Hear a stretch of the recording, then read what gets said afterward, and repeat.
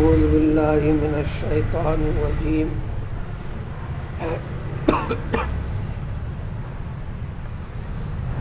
إنا بلوناهم كما بلونا أصحاب الجنة إذ أقسموا ليصرمنها مصبحين ولا يستثنون فطاف عليها طائف من ربك وهم نائمون فأصبحت كالصريم فتنادوا مصبحين أن اغدوا على حرثكم إن كنتم صارمين.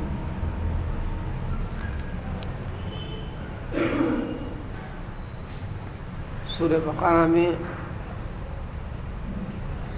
ذکر کر دیا گیا. حوالہ سورہ بقرہ کا اس لیے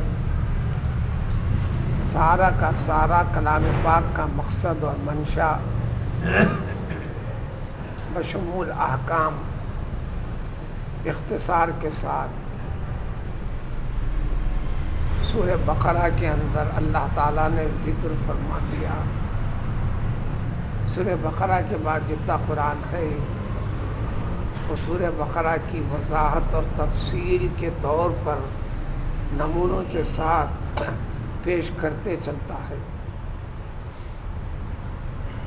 وہاں ذکر تھا ایک قید کلیہ ہر امت کے ساتھ ہوا.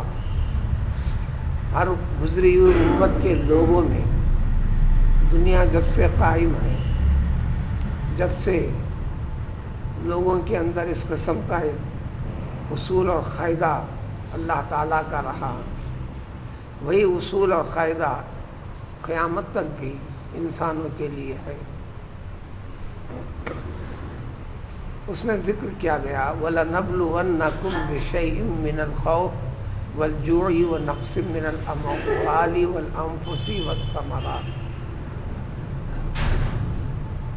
اس دنیا کی زندگی میں ہم انسان کی آزمائش کرتے چلتے ہیں، ابتلا میں ڈالتے ہیں، آزمائش میں مبتلا کرتے ہیں کئی قسم سے. کبھی خوف کا ماحول طاری ہو جاتا ہے، جو امن و امان کے ساتھ چل رہے تھے اس میں ایک خوف جیسی کیفیت پیدا کر دیتے ہیں.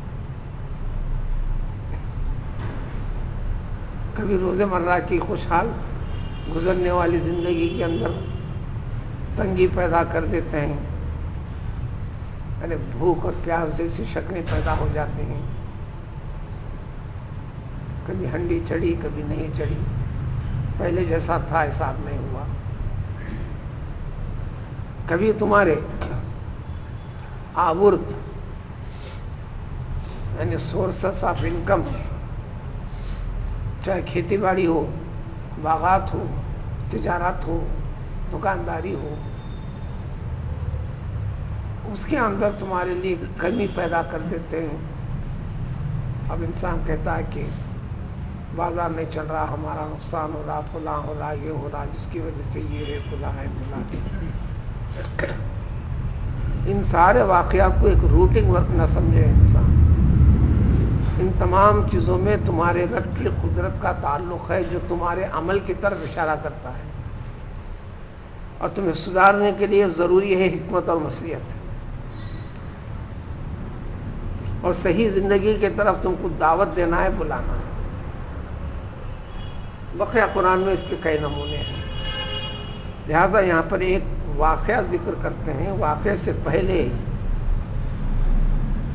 اس کے نتیجے کے طور پر ذکر کرتے ہیں. انا بلوناہم، نبی کریم صلی اللہ علیہ وسلم کی آمد کے بعد مشرکین مکہ کو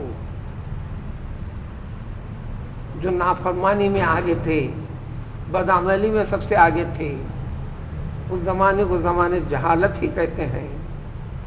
اور پھر اصلاح کرنے والا آیا اور اصلاح کرانے والی کتاب آ گئی.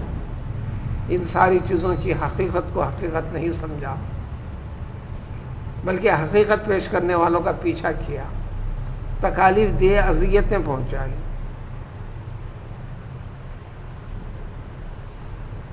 تو ہم نے انہیں آزمایا، مصیبت میں ڈالا.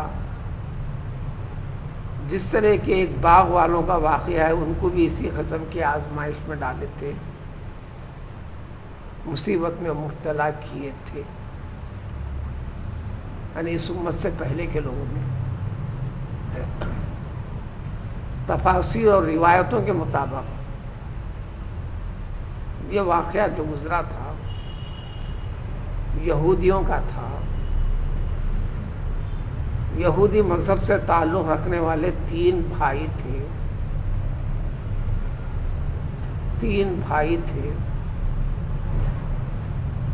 پھر اس کے بعد حضرت عیسیٰ علیہ السلام کے آنے اور رہنے، پھر آسمانوں پر اٹھا لیے جانے کے چند دنوں کے بعد واقعہ ہوا.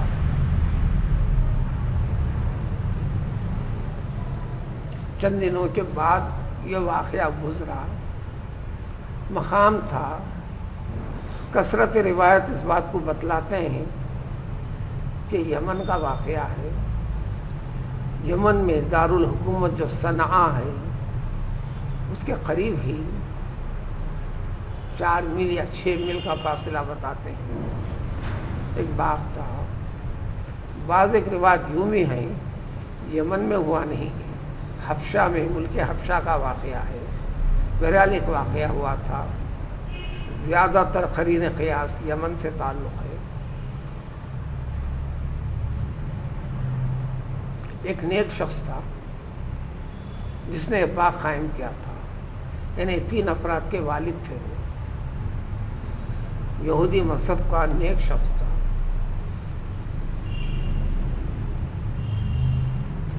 صاحب جاگیر جائیداد تھا. اس کی جاگیر و جائیداد کی شکل کھیتی باڑی باغات تھے. ایک بڑا باغ تھا، درخت تھے، پھل آتے تھے، پھول آتے تھے، کھیتی تھی، زراعت ہوتی تھی. وہ نیک شخص اس میں کا ایک پہلو اختیار کرتا تھا جس کی وجہ سے فصل لے لینے کے بعد غربا اور مساکین کو بھی اس کھیتی سے کچھ ملے اور اس کی کھیتی میں برکت ہوتی تھی. اب اس امت کے لیے وہ قاعدہ بتا دیا گیا کہ وہ کسی بھی قسم کی اگر کاشت کرو، فصل کٹے تو اس کا 10واں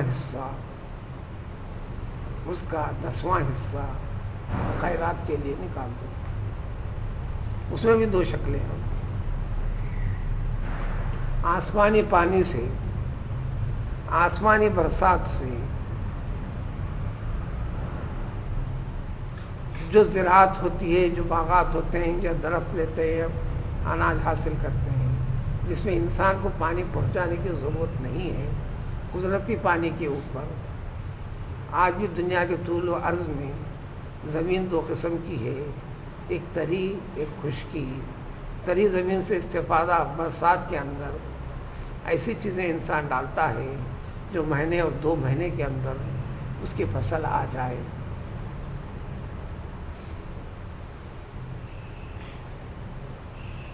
سال بھر عوام کے لیے کافی بھی ہوتی ہے، خرید و فروخت کی شکل میں بازار میں آ جاتی ہے. اور ایک زراعت ہوتی ہے جس کو پانی کا انتظام کرتا ہے، پانی پہنچانے کا، سیراب کرنے کا، تو اس کے لیے محنت لگتی ہے، خرچہ لگتا ہے.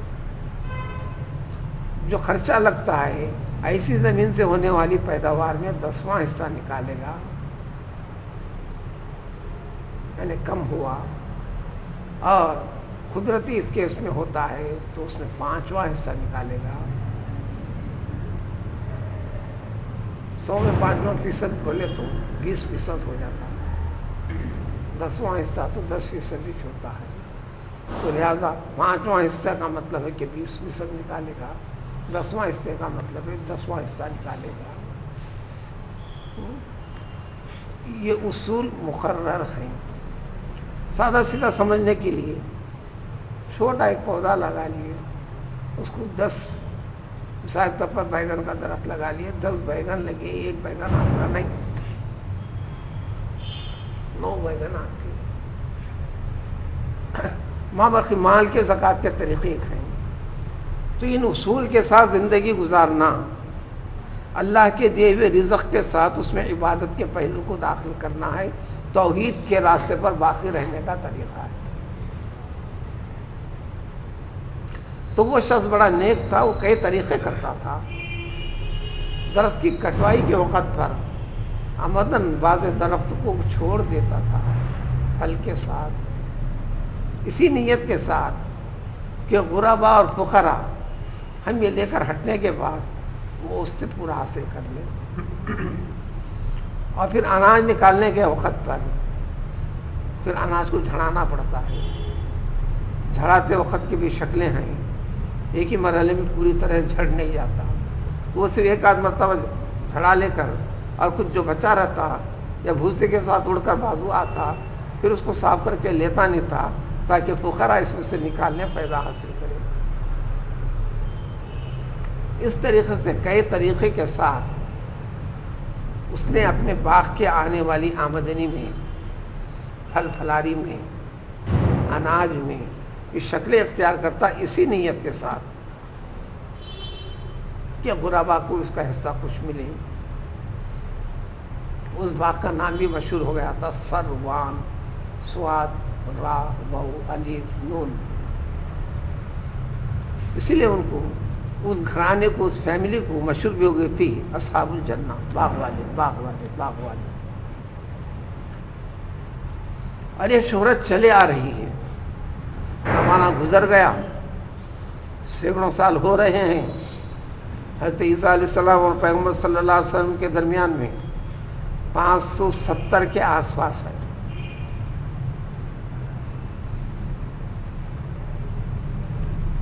تو اس واقعے کو حوالہ دیتے فرماتے ہیں کہ ہم انسانوں کی کبھی آزمائش ایسا کرتے ہیں جس طرح کے باغ والوں کے ساتھ کیے۔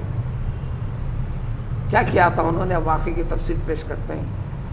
باپ کے چلے جانے کے بعد 3 بچے، 3 بچوں نے آپس میں مشورہ کیا ایک دوسرے سے، اب ہم 3 بھائی ہیں، ہماری اولاد ہے، فیملی بڑھ گئی ہے، اخراجات بڑھ گئے ہیں۔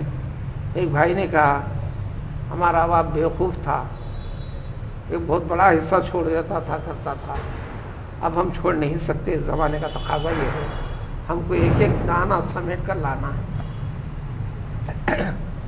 یعنی اس فکر سے جو انسان دنیا کو کھینچتا ہے اس میں خیر و برکت نہیں ہوتی، پریشانی میں پریشانی بڑھتے چلتی ہے، قدرت بڑھاتی ہے۔ اس کشادہ دلی والا پہلو کو اختیار جب کرتا ہے تو قدرت اس میں خیر و برکت دیتی ہے۔ قدرت جتنے لینے کے طریقے بتائیے، دراصل دینا مقصد ہے، اللہ تو بے نیاز ہے۔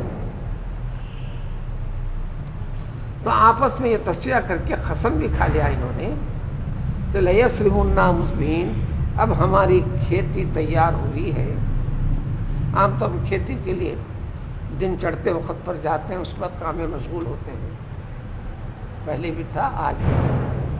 انہوں نے تصفیہ کیا، صبح میں تاریکی رہنے سے پہلے تک نکل جائیں، سورج کی کرنیں نکلتے نکلتے یعنی الصبح ہم ساری کی ساری کھیتی کو کاٹ کر لا لیں گے، کسی کو اطلاع بھی نہیں دیں گے کہ اب کھیت کٹنے والا ہے، تاکہ فقراء جمع ہونے نہ پائے، کسی کو دینے کی نوبت نہ آئے۔ لَيَسْرِمُنَّا مُصْبِحِينَ، ساری کھیتی کو ہم صبح صبح کے وقت پہ کاٹ لیں گے۔ وَلَا يَسْتَثْنُونَ، اتنا کہہ کر انہوں نے اس نکالے جانے مال میں سے جس چیز کا استثناء کرنا تھا غربا کے لیے، اس کا استثناء نہیں کیا، الگ نہیں کیا اس کو، یہ خرابی ہے۔ اسی طرح اس سلسلے میں، اور یہ ان لوگوں کا تعلق ہے جس کا واقعہ ذکر کیا گیا ہے، جو کہلانے والے مسلمان تھے۔ مسلمانوں میں خرابی جو آئی ہے، اور مسلمان سے کہلاتے ہیں، اسلام کے ساتھ اس میں بیسوں قسم کے خرابیاں پیدا کر لیتے ہیں جو دراصل ان کے ایمان کو متاثر کرتے ہیں، اور پھر جب آفتیں آتے ہیں تو سر اٹھاتے ہیں آسمان کی طرف، اللہ کی طرف متوجہ ہوتے ہیں۔ ہم نماز بھی پڑھتے ہیں، روزہ بھی رکھتے ہیں، فلاں بھی کرتے ہیں، فلاں بھی کرتے ہیں، مذہب اسلام سے جڑ کر دنیا کی آفتیں ہم پر ہم پر ہم پر ہم پر۔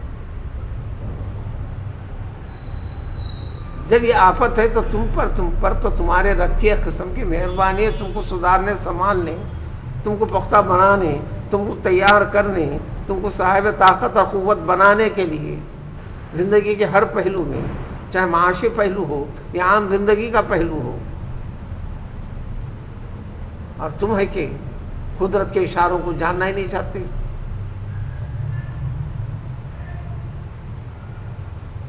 اسی لیے ولا یستثنون کا کہ تفسیر میں بعضوں نے یوں کہہ دیا ترجمے میں، انشاءاللہ بھی نہیں کہا انہوں نے، اللہ کی مرضی کے ساتھ جوڑا بھی نہیں، اپنے زعم اور ارادے کے پر آگے بڑھے.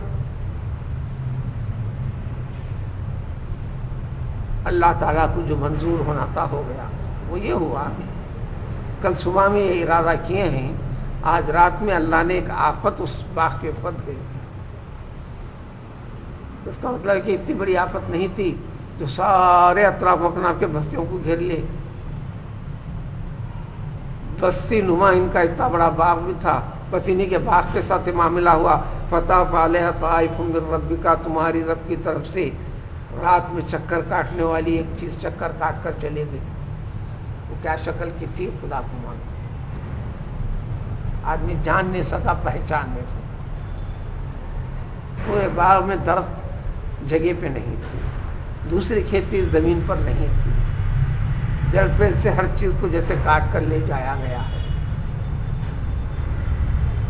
بعض بہت کا سریم، وہ پوری کی پوری کھیتی اس طرح ہوگا کہ کوئی کاٹ کر پوچھ پاچھ کر لے کر نکل گیا ہے. یہ جب پہنچے نکلنے کے لیے صبح میں، فتنادوا مصبحین، صبح علی الصباح، سارے بھائیوں نے ایک دوسرے کو آواز دی، ان اغدوا علی حرثکم، چلو علی الصباح، اپنی کھیتی کی طرف آگے بڑھو. اگر تم کو کھیتی آج کا اناج لینا ہے، کسی کو دینا نہیں ہے. فانطلقوا، نکل پڑے. وہم یتخافتون، اور ایک ہیبت خوف بھی رکھ کر کے ہمارے جانے کی اطلاع کسی کو ہو جائیں گی، کوئی پیچھا کریں گا، کیونکہ خاندان مشہور تھا.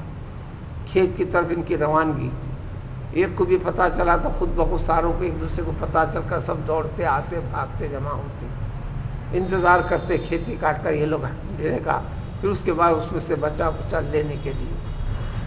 یہ عادت سی پڑ گئی تھی، زمانے سے چل بھی رہا تھا. یہ خوف رکھتے ہوئے چلے کہ کہیں آج کے دن کے پاس کوئی کہیں آ گیا تو کیسے، کوئی آ نہ جائے. وغدوا علی حرد قادرین، اور وہ آج کسی کو ایک دانہ بھی نہیں دیں گے، اس عزم کے اوپر ہم پوری طرح آج اختیار رکھتے ہیں.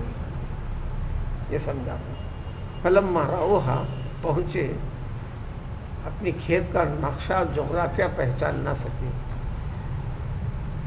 اس لیے کہ کوئی درخت نہیں، کوئی کھیتی کا ایک حصہ نہیں.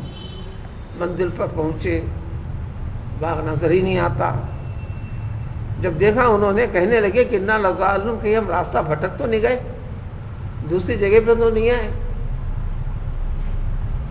پھر آزو بازو دیکھا، آس پاس دیکھا، بازو میں فلاں کی کھیتی تھی، فلاں تھا، ادھر یہ تھا، ادھر یہ تھا، تو لہٰذا یہ زمین ہماری یہ ہے، باغ ہمارا یہ ہے، کھیتی ہماری یہ ہوئی. تو پھر سب کچھ گیا کہاں؟ تو سمجھ میں آ گئی بات انہیں کہ ہم آج محروم کر دیے گئے، کوئی چیز ایسی ہو گئی، آج خود ہم کو محروم کر دیا گیا. ان تین بھائی بھی شریک تھے.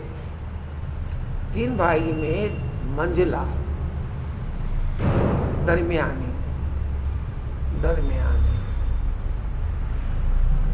تھوڑا سا ان کی رائے سے اختلاف رکھتا تھا، لیکن ساتھ دینے لگا. اس کیفیت کو دیکھ کر منجلے نے کہا، الم اقل لکم لولا تسبحون، کیا میں نے تم سے نہیں کہا تھا، مشورہ نہیں دیا تھا کہ تم اللہ کو یاد کرو، یعنی صدقات و خیرات اس کی طرف سے چلنا، یہ طریقہ جو والد کا تھا یہ اختیار کرنا اچھا ہی ہے. یہ بھی تسبیح ہوئی،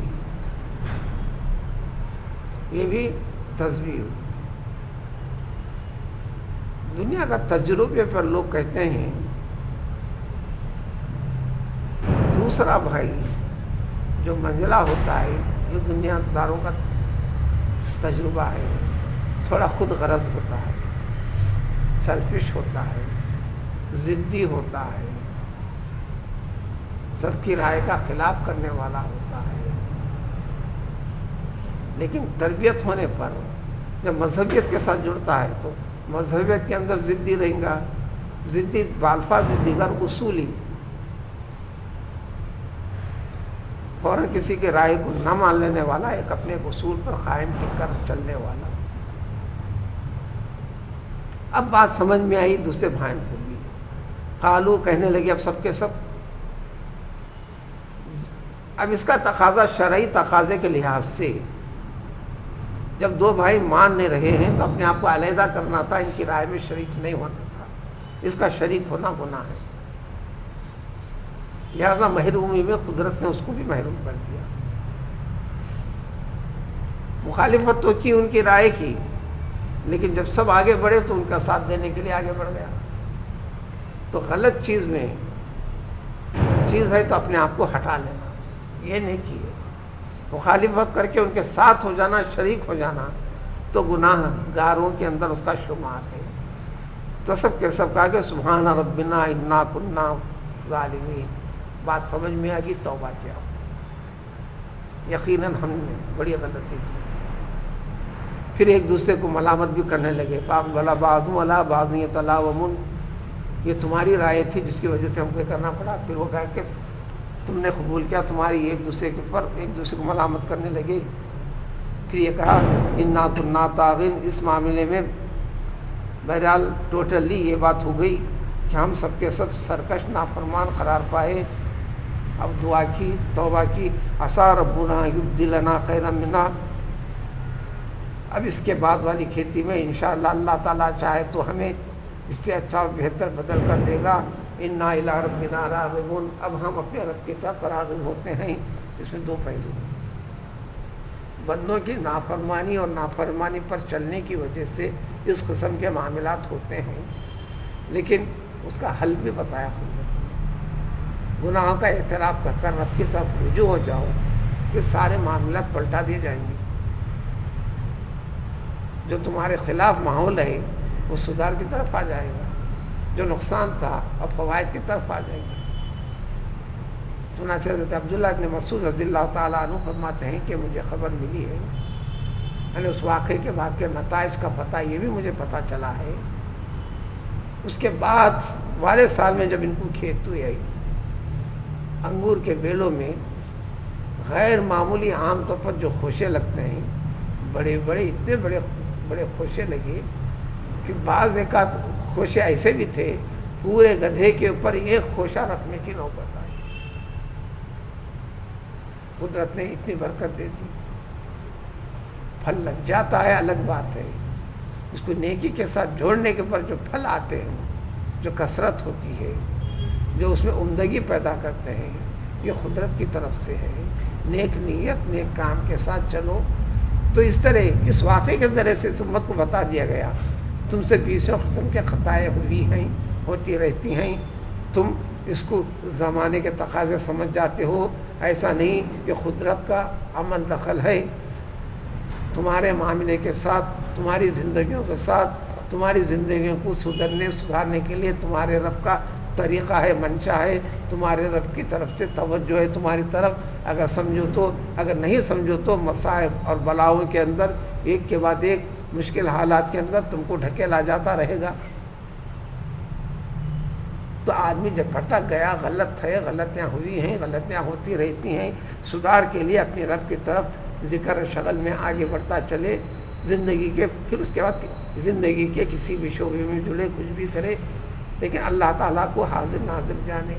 یہاں تک کہ فیصلہ ذکر کر کر سورہ کا ایک حصہ ختم کر دیا گیا. اب اس کے بعد نیک اور صالح لوگوں کے بارے میں جو زندگی کے ہر پہلو میں نیکی والا پہلو اختیار کرتے ہیں، ان کے ساتھ کیا ہوگا اگلے آنے والی آیت.